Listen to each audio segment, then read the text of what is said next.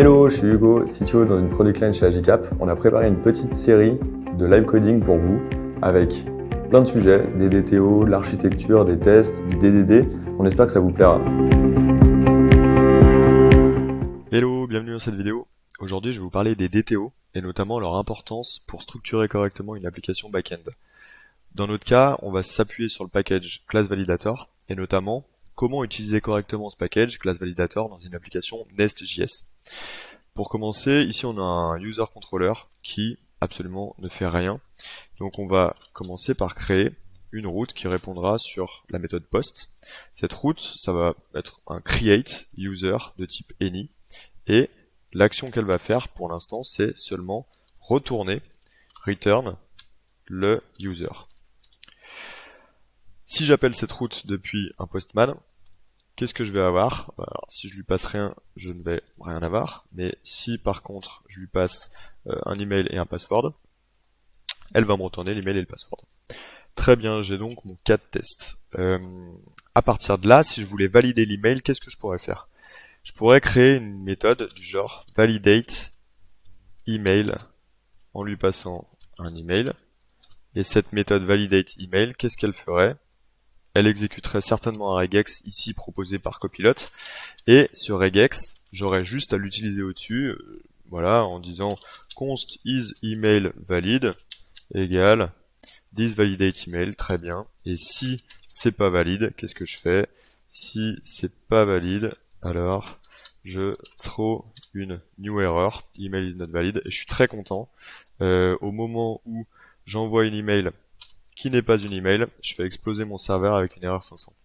À la place, j'aurais la présence d'esprit de mettre une bad request exception, un truc dans le genre, qui me dirait que c'est pas une erreur 500 en fait, c'est une erreur 400, tu m'as pas envoyé des données qui sont valides.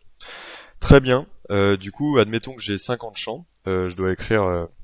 Bon, déjà, si j'ai 50 champs, peut-être qu'il faut que je restructure un petit peu mes routes, mais admettons que j'ai 10 champs, si je dois écrire 10 méthodes pour gérer chacun des champs, globalement, on va où? On va droit dans le mur. Donc ce qu'on pourrait faire à la place, c'est réfléchir à une manière de sortir cette validation et la mettre, si c'est de la validation métier, peut-être du côté des services, de handler ou de use case, vous appelez ça un peu comme vous voulez. Mais par contre, si c'est des informations, en tout cas de la validation sur la validité de cet objet, est-ce que cet objet est valide ou pas, alors on peut mettre ces règles de validation dans le DTO, le Data Transfer Object, qui va correspondre à cette requête. Quelque part, c'est un petit peu la responsabilité de l'objet lui-même que de dire s'il est valide dans la limite du raisonnable. Donc comment on fait pour faire ça? La première chose, c'est qu'on crée donc un DTO qu'on va appeler create user.dto.ts et cet objet qui va donc matérialiser vraiment la forme des données que je suis censé avoir en entrée. Cet objet, il va pas forcément reproduire coûte que coûte la forme de notre entité. Mon entité, elle a un ID, un email et un password. Ici, j'ai besoin de créer un user. Je vais pas mettre d'ID. Je vais pas créer l'ID côté front. Ça n'a pas de sens. Du coup, ce que je vais faire à la place, c'est que je vais mettre seulement ce dont j'ai besoin. Et ce dont j'ai besoin, c'est un email. Un email qui est de type string. Et un password qui est lui aussi de type string. Très bien, j'ai les bases de la forme de mon DTO. Class Validator, le package dont je parlais au début, c'est un package qui se repose sur les décorateurs TypeScript et qui permet d'annoter avec des annotations comme là par exemple isEmail pour s'assurer, en tout cas questionner l'objet sur la question ok, est-ce que ce champ est bien un email? Du coup, j'annote comme ça les champs de mon objet. Je peux aussi par exemple mettre min length, ok, min length de 6, ça veut dire que mon password devra faire une taille minimale de 6. Je peux comme ça décorer mon objet avec tout un tas de décorateurs et on va pouvoir ensuite utiliser une méthode validate en l'occurrence, qui va nous indiquer si l'objet respecte ou pas la décoration, les annotations, les critères de validation quelque part qu'on a mis sur ses propriétés. Comment ça se passe? Alors, je vais dégager ça. Et ce qu'on va faire, c'est qu'on va, convertir notre plain object user en DTO. Pour faire ça, je crée un objet create user DTO qui va être égal au résultat de la méthode plain to class. C'est une méthode qui vient du package class transformer. Class transformer et class validator, ça fonctionne ensemble. Et plain to class, qu'est-ce qu'elle prend comme paramètre? Elle prend la classe, le DTO dans lequel on souhaite transformer le plain object, et en deuxième paramètre, le plain object. Très bien. Du coup, là, j'ai mon DTO, et potentiellement, je pourrais peut-être même le retourner. Bon, ça n'a pas forcément de sens. Mais en tout cas, ce que je peux faire dessus, c'est vérifier en tout cas, valider les différentes propriétés de ce DTO. Pour faire ça, je peux créer un objet errors qui va contenir le résultat de la méthode validate. Et la méthode validate, comment on l'utilise? On l'utilise juste en passant le DTO en question.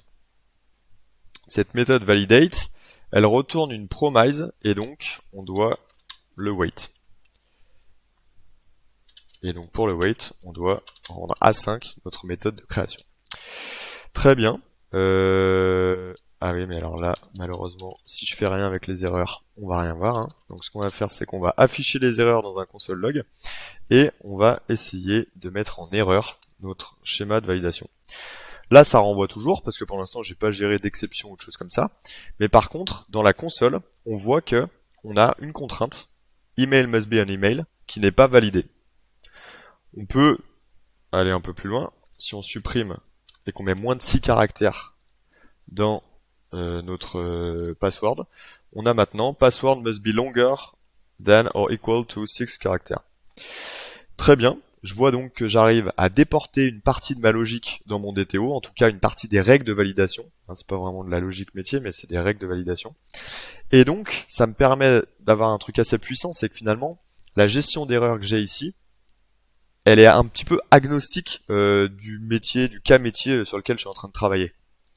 Et ça, c'est assez puissant parce que ça veut dire que ça nous permet de mettre une logique générique, quelles que soient nos routes, et donc d'avoir nos contrôleurs le plus léger possible.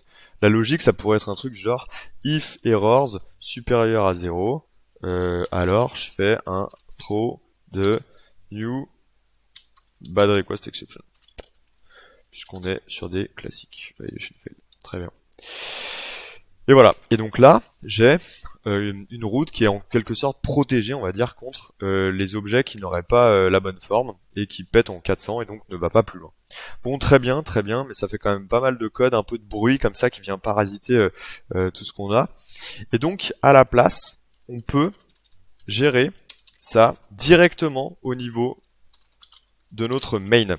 Alors là, je l'avais déjà mise, donc je peux juste supprimer le code que j'avais dans mon contrôleur, ou plutôt je vais faire l'inverse, je vais remettre le code que j'avais dans le contrôleur, hop, supprimer cette validation pipe, tac. Effectivement, on a bien une erreur 400. Si maintenant je supprime le code de mon contrôleur, c'est-à-dire que je ne gère plus à aucun endroit, je vais retomber dans le cas précédemment, ça veut dire je vais pas avoir d'erreur 400.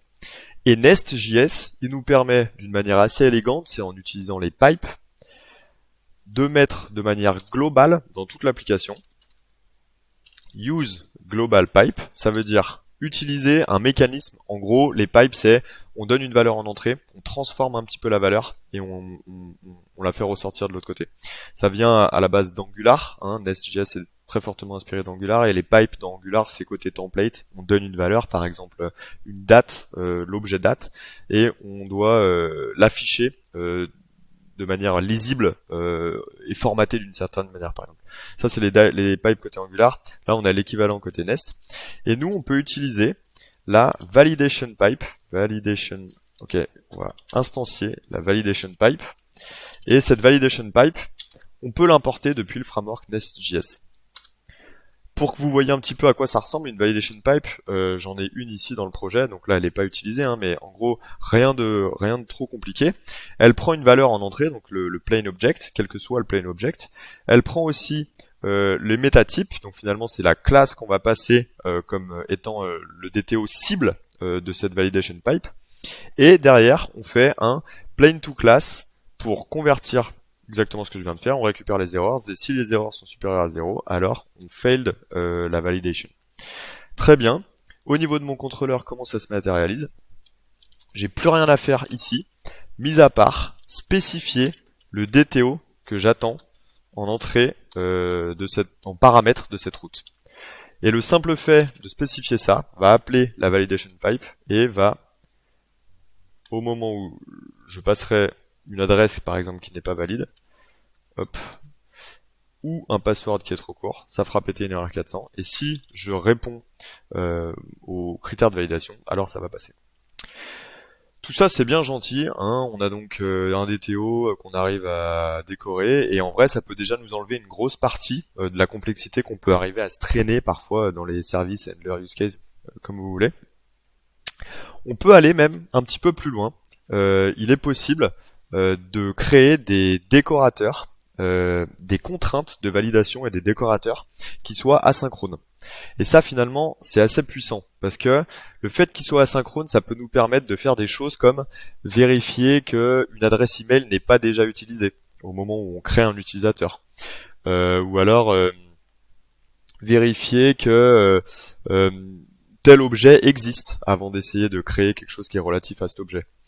Je vais pas trancher ici la question de ok, est-ce que c'est pertinent de mettre ce genre de questions quelque part dans la couche DTO et dans la couche contrôleur. C'est pas vraiment le sujet de la discussion. Chacun fait des choix qui lui sont propres sur l'organisation de ses projets. En tout cas, avec Class Validator, c'est possible de créer des validateurs asynchrones, mais on va pas trancher la question de savoir si c'est bien ou pas bien de gérer ces cas métiers, en tout cas ces cas au niveau là de cette couche. Donc pour mettre en place ce validateur asynchrone, ce qu'il va falloir qu'on commence par faire, c'est créer un fichier qui va contenir cette logique. En gros, c'est un custom validator. Du coup, ce validateur, le but, c'est donc de vérifier si l'email n'est pas déjà présente en base de données. Donc on pourrait faire un truc du genre is email not already existing.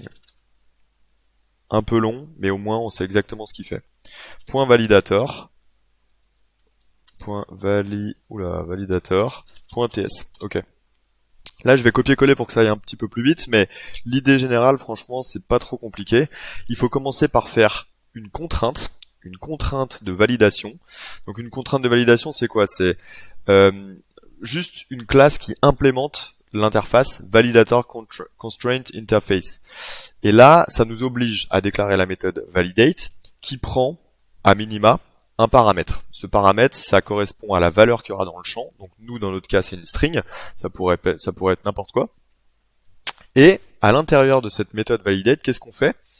On va se référer à TypeORM dans notre cas. J'en ai pas encore parlé pour l'instant, mais on a une user entity. Cette user entity, en fait, c'est une entité TypeORM qui est donc reliée à une table, hein, une base de données avec un ID, un email et un password.